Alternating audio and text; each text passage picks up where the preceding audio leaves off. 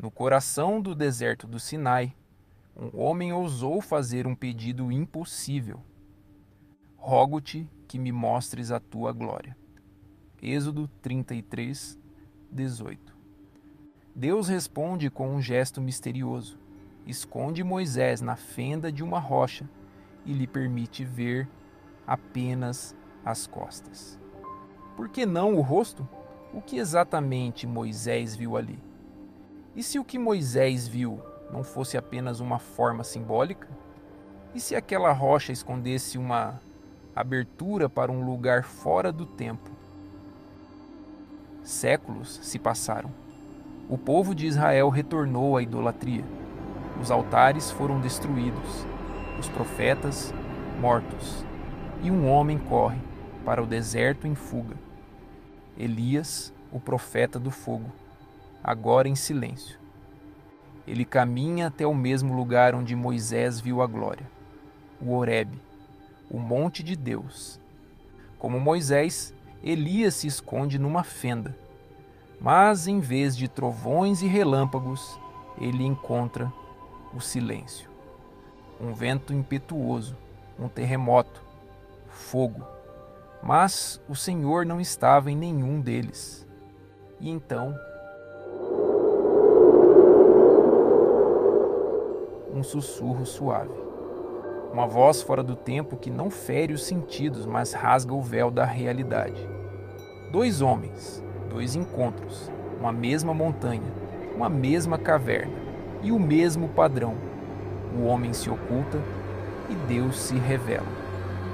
Mas seria isso coincidência? Ou o sinal de que esse lugar é mais do que geográfico? E se essa rocha for uma passagem? E se Moisés e Elias acessaram o mesmo ponto de interseção entre o tempo e a eternidade? Prepare-se, porque os dois vão aparecer juntos novamente, mas no futuro. E então, no tempo dos homens, a eternidade rasga o véu novamente.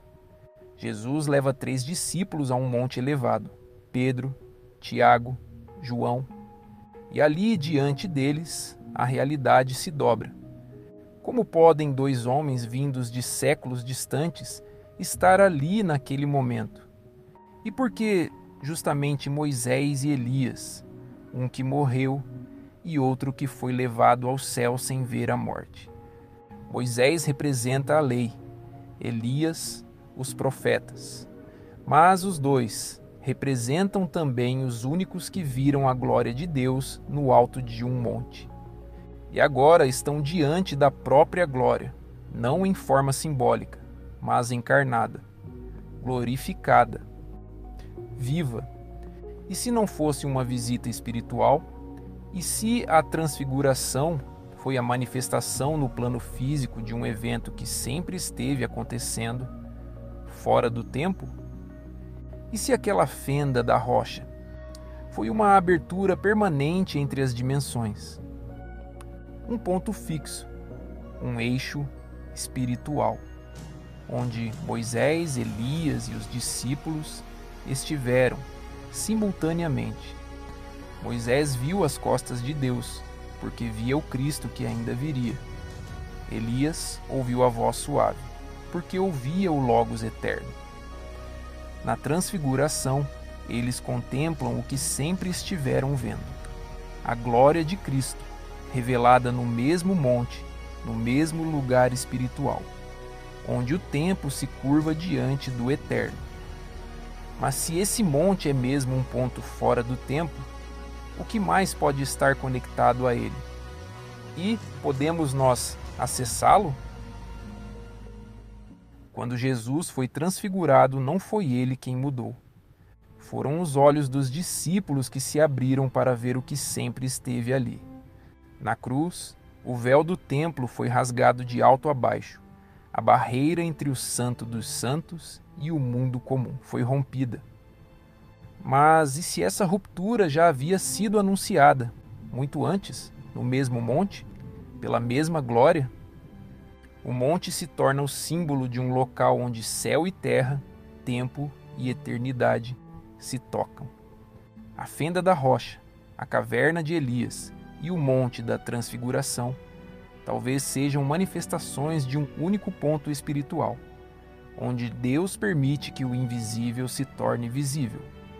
Não é sobre geografia, é sobre acesso. Aquele que rasgou o véu também rasgou o tempo. A eternidade entrou na história. O infinito se fez carne. Hoje, não precisamos subir uma montanha para ver a glória, pois o monte eterno agora habita em nós. Viagem no tempo, fendas dimensionais, interseções entre realidades. Ideias comuns em ficção científica. Mas será que a Bíblia já tocava nesses mistérios há milênios? A ciência moderna especula sobre fendas no espaço-tempo, singularidades, buracos de minhoca, portais interdimensionais.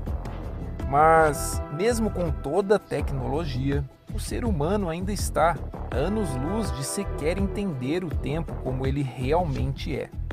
E se essas visões não forem alucinações? E se o tempo for como um tecido, e Deus, o Criador, o toca e o dobra como quiser? Se o homem ainda engatinha em física quântica, Deus já caminha no ontem, no hoje e no amanhã, simultaneamente. Jacó viu uma escada que ligava céu e terra. Elias foi tomado num redemoinho de fogo.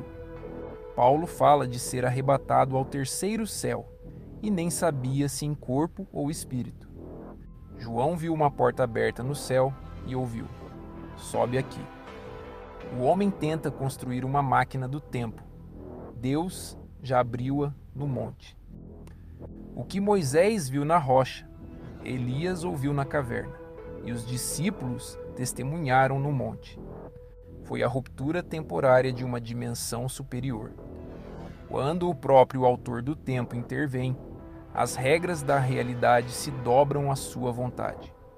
O ser humano talvez jamais viaje no tempo, mas quem caminha com o eterno já está fora dele. Você caminhou por desertos antigos, entrou em cavernas escuras e viu a luz da glória brilhar em um monte eterno. Mas a pergunta que fica é: por quê? O véu foi rasgado, o acesso foi aberto, a montanha que tocava o céu agora está em você. Você não precisa estar no Sinai ou no Tabor. Não precisa de terremoto, fogo ou trovão. Precisa apenas parar, ouvir e entrar pelo sussurro suave. O Monte da Transfiguração agora é um estado espiritual acessível àqueles que têm sede da glória. Cristo, a rocha fendida, o caminho entre dimensões, a ponte entre mundos. Ele te convida a subir. Se essa jornada fez sentido para você, compartilhe essa verdade com alguém. Comente abaixo. Você já teve uma experiência onde o tempo pareceu parar? E se ainda não teve, talvez este vídeo seja o seu primeiro passo em direção ao monte. E lembre-se, não há nada oculto que não venha a ser revelado.